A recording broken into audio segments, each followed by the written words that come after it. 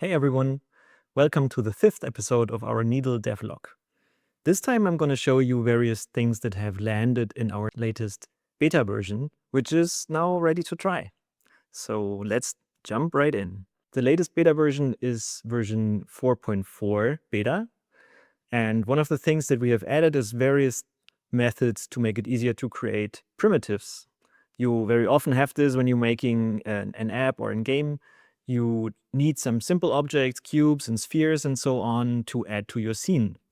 And we had this for a while, but we made it even easier to generate like a wide range of different primitives. So for example, in this scene here, we have various cubes, rounded cubes, spheres, and so on.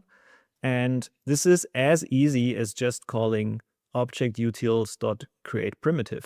And then there's various types that you can use in here, for example, sphere and cube, and also more complex things like shader balls, which I can show a bit later.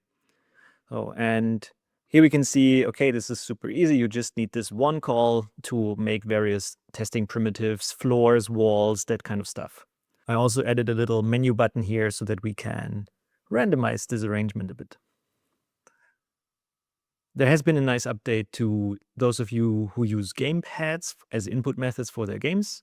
It's now easier from Needle Engine to query a connected gamepad. And there's a really cool lookAtScreenPoint method now that complements our existing lookAt code, which means that you can now much easier make simple, playful things where something follows your mouse or looks at your mouse. And we have a nice example scene for that with these cute googly eyes here that are always following my mouse cursor. Oh, and we also added that when you click, then it can follow a little bit stronger. One change that we did that was long overdue is adding scale support to our SyncedTransform component. SyncedTransform, for those of you who don't know that, is our core component for making sure an object stays in the same position in a networked session, so for multi-user experiences. And it's as simple as slapping a SyncedTransform component on something and then it's synchronized across all the users. So that supports scale now as well. So here we have our trusty sandbox scene that supports networking out of the box. So all of these things are synchronized. And I'm going to jump into Quest, which, by the way, you can do from this Open on Quest button right from the page to show you scale synchronization. And you can see my little avatar sitting in the scene there. So I'm going to zoom in a little bit here. And I can grab something and move it around. And now we can also scale it down. And yeah, previously this would have not been synchronized because scaling objects is a feature we also added relatively recent. One other nice change that we did is that we adjusted how Needle Engine behaves when you don't provide any environment lighting, scene lighting, and so on. And previously we were pretty conservative there and just kept everything black because we didn't add lighting. But now we're adding some default environment lighting because it makes it faster to just get something that looks nice. Oh, and I'm going to demonstrate that as well. We have another little sample scene here. This scene really has nothing, no lighting, no environment map. If we look at the index.html file here, this is a bare bones Needle Engine attribute with nothing. And the only thing we're adding in code here is these two shader ball primitives. So you remember I showed generating primitives via our ObjectUtils class earlier in this video.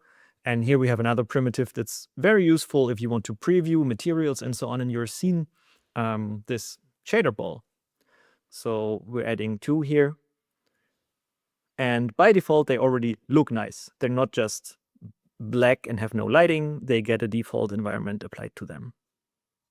We did a couple other changes to the Needle Engine element itself. For example, contact shadows can now be modified right from the element via just the contact shadows attribute. And some other fixes in that area around setting a background image or setting the background color, which are now more consistent to what happens when you do that from code. Another change in that area is that Needle Engine by default now respects if your browser is set to light mode or dark mode if no specific environment is supplied as part of the scene. And what that does is that in a scene like this, where we just have a default model sitting on a background, switching your environment mode, like I can do this here via the start mode switch, and then refreshing the page, will now automatically set the background. So Needle Engine integrates nicer into, for example, websites or blog posts that are built to respect the user's preference for light or dark colors. And so this just fits nicer into this scenario. I'm gonna switch back to light mode here, refresh my page, and we're back in the light mode.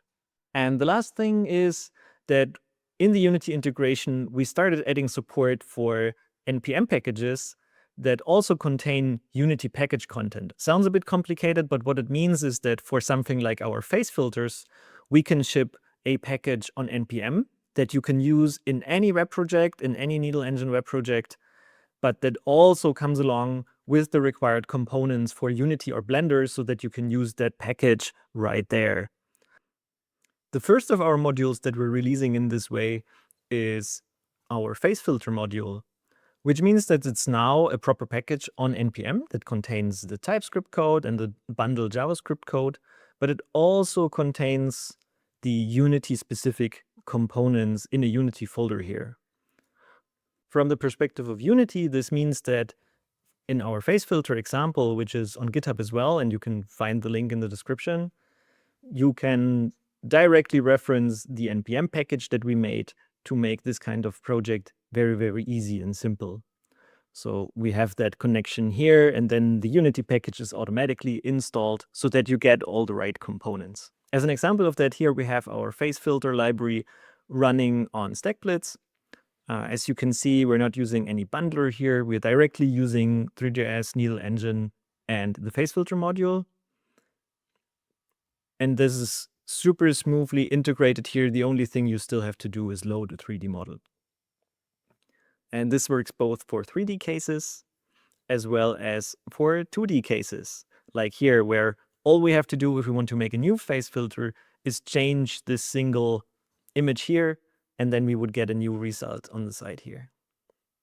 I'm probably going to show more about this entire face filter and module workflow in an upcoming video. So please stay tuned, subscribe if you want to see more updates, and let us know what you think. Thank you, and see you soon.